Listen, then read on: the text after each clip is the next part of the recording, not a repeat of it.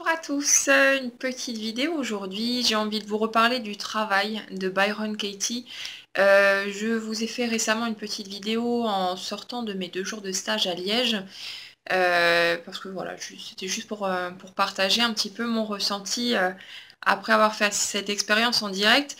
Mais là, j'ai envie de revenir sur le sujet un petit peu, en creusant un petit peu plus, parce que à mesure de ma pratique au quotidien, il y a vraiment de plus en plus de portes qui s'ouvrent et de tous les outils que j'ai déjà pu expérimenter ces 12 dernières années, euh, même s'il y a plein de choses qui ont été très percutantes, très efficaces et voilà, qui m'ont permis d'avancer, euh, je dois dire aussi que je n'ai jamais trouvé avant ça un outil qui soit aussi simple, aussi accessible et en même temps aussi puissant que celui-là. C'est ces 4 questions et les retournements qui vont avec. euh, Ça m'a permis de vraiment commencer à remettre en question toutes mes certitudes, tout ce qui me limitait, tout ce qui faisait mal.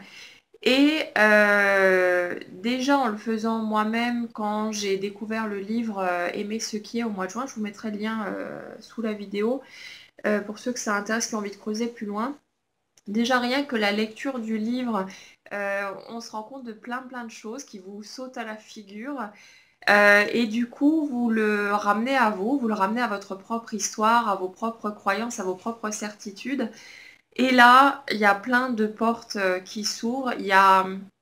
Enfin, pour moi, en tout cas, ça a été vraiment un soulagement énorme de lire un certain nombre de passages du livre parce que je me suis rendu compte euh, de toutes les étiquettes finalement que j'avais collées sur ce que j'ai vécu, de toutes ces étiquettes qui étaient douloureuses et qui étaient extrêmement pesantes. Et j'ai surtout pris conscience du fait qu'effectivement, ce n'étaient pas les situations en elles-mêmes qui posaient souci au final, mais c'était ce que moi, je croyais à ce sujet-là, c'était les pensées auxquelles je m'agrippais par rapport à tout ça qui faisaient que ça continuait à faire mal. Parce que concrètement, si c'était vraiment les situations qu'on vit qui étaient aussi douloureuses, aussi stressantes, aussi pesantes et tout ce qu'on veut, dans ce cas, toutes les personnes de la Terre qui vivent une même situation vivraient exactement la même chose, exactement la même douleur, le même stress, le même sentiment d'oppression et tout ce qui va avec. Mais le fait est que, et je le vois très souvent en consultation individuelle aussi, euh, on peut avoir plein de gens qui vivent une situation strictement identique, même si les détails ne sont pas les mêmes, mais voilà, globalement la situation est la même, et pourtant ces personnes ne vivent pas du tout la situation de la même façon.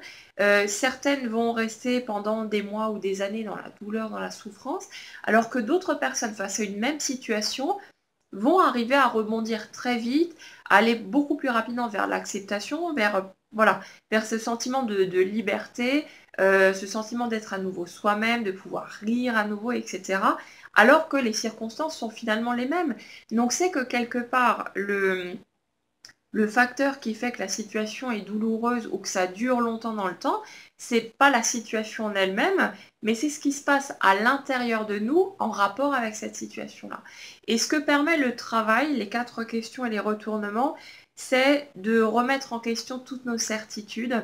C'est par exemple un cas classique où on est persuadé que l'un de nos parents ne nous a jamais aimés, qu'un ex-conjoint a tout fait exprès pour nous nuire et pour nous faire du mal, ou qu'il ne nous a jamais aimés aussi, ça c'est pareil. Ça peut être un enfant qui ne nous respecte pas, on est convaincu que l'un de nos enfants n'a aucun respect pour nous, qu'il ne nous supporte pas ou je sais pas quoi d'autre. Il y a plein de choses comme ça, tous ces jugements qu'on retrouve très souvent finalement dans notre société. Et quand on commence à les remettre en question, à considérer notre jugement, à entendre ce que la voix du mental nous dit, et on commence à se demander, mais finalement, est-ce que c'est vrai? Est-ce que je peux avoir la certitude absolue que ce truc que je suis en train de considérer, c'est vraiment la réalité? Ou est-ce que quelque part, il serait possible que ce soit moi qui ai interprété d'une certaine façon, qui ai collé des étiquettes alors que la réalité pourrait être tout à fait différente. On commence à se rendre compte du nombre de fois où on est en train d'interpréter les choses, où on fait des suppositions, pour revenir sur les accords Toltec, euh, où on est en train d'imaginer toutes sortes de choses, de créer tout un scénario autour de ce qu'on voit, de ce qu'on entend, de ce qu'on vit, alors que finalement, quand on commence à creuser, ben on se rend compte que la réalité, elle peut être tout à fait différente. On se rend compte qu'on n'est pas dans la tête de l'autre, on n'a pas vécu ce qu'il a vécu, on n'a pas cultivé les mêmes croyances, on n'a pas eu la même éducation. Il y a tout plein de choses dans son mode d'emploi personnel qui n'ont rien à voir avec notre mode d'emploi à nous.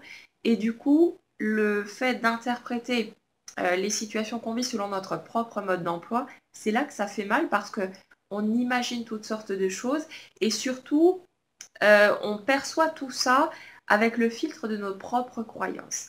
Ça veut dire que grâce au retournement et grâce à ce cheminement avec le travail, on se rend compte que quand on est persuadé finalement que X ou Y ne nous a jamais aimés, quand on arrive au bout, on se rend compte que c'est nous, en fait, qui ne nous sommes jamais aimés vraiment, qui ne nous sommes pas approuvés, qui ne nous sommes pas reconnus, et ainsi de suite.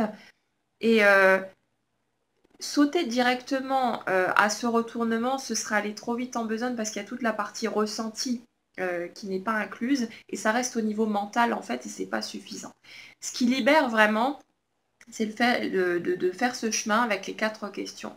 À commencer par se demander si c'est vrai, si on peut être absolument sûr que c'est vrai. Qui est-on quand on croit cette pensée, par exemple que l'autre ne nous a jamais aimé, pour rester sur notre exemple, et ensuite qui est-ce qu'on serait sans cette pensée-là. Et on fait tout ce chemin, ça permet, comme le disait Marie dans notre stage, de commencer à fissurer nos croyances, ça crée une petite brèche, et après il y a quelque chose qui peut se faufiler dans cette brèche. Et là, du coup, c'est comme si on sciait les pieds d'une chaise finalement. Quand on commence à scier la chaise, elle ne peut plus rester en équilibre, elle bascule inévitablement et c'est la même chose avec nos croyances limitantes. Et il y a tellement de croyances justement, souvent qui passent en sourdine, parce qu'on est tellement habitué à ces croyances-là, on les a tellement répétées encore et encore, que on a la certitude absolue que c'est la réalité et pourtant. Quand on commence à creuser avec le travail, on se rend compte qu'on n'a plus aucune certitude de quoi que ce soit et c'est vraiment magique. Euh, tout ce qui a pu nous blesser, tout ce qui a pu être douloureux pour nous, on commence à le remettre en question. Et là, il y a un tel sentiment de soulagement qui arrive au fur et à mesure. Et ce qui est extraordinaire, c'est que le travail, c'est des questions qui peuvent être adoptées très très vite. C'est tellement simple qu'on peut les mettre en pratique à n'importe quel moment. Et ça devient vraiment un automatisme. Et là, du coup, on remet en question tout ce qu'on tient pour vrai au sujet de nos capacités aussi, de tout ce qu'on est en mesure de réaliser ou pas, au sujet des autres, au sujet de notre passé, hein, tout ce qu'on a pu vivre de douloureux. On commence à tout soumettre à l'investigation et finalement, il y a tellement, tellement de portes qui s'ouvrent que c'est vraiment, ça change réellement la vie. C'est pour ça que depuis que j'ai lu ce bouquin, Aimer ce qui est, bon, et les autres qui ont suivi, je vous en parle souvent dans mes articles de blog et, euh, et finalement j'utilise ces questions-là un petit peu partout parce que c'est tellement puissant, c'est tellement simple en même temps que c'est vraiment à la portée de tous. C'est vraiment quelque chose qui est extraordinaire et qui transforme complètement notre regard sur la vie et sur nous-mêmes aussi. C'est vraiment un réflexe que je vous invite à adopter, de commencer à remettre en question toutes vos certitudes, toutes celles qui vous pèsent en tout cas.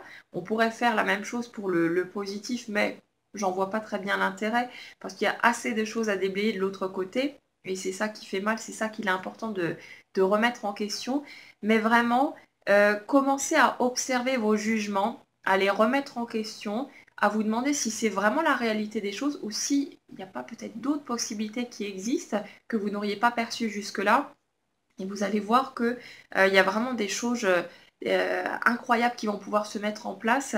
Et le sentiment de liberté que ça offre, c'est tout simplement énorme. C'est vraiment extraordinaire et la vie devient de plus en plus belle parce qu'au lieu de lutter contre tout ce qui se passe, on commence vraiment à accepter ce qui est, à voir que tout est parfait comme ça, qu'on a les parfaites bases de départ pour pouvoir avancer comme on souhaite, pour pouvoir mettre en place ce qu'on a besoin de mettre en place.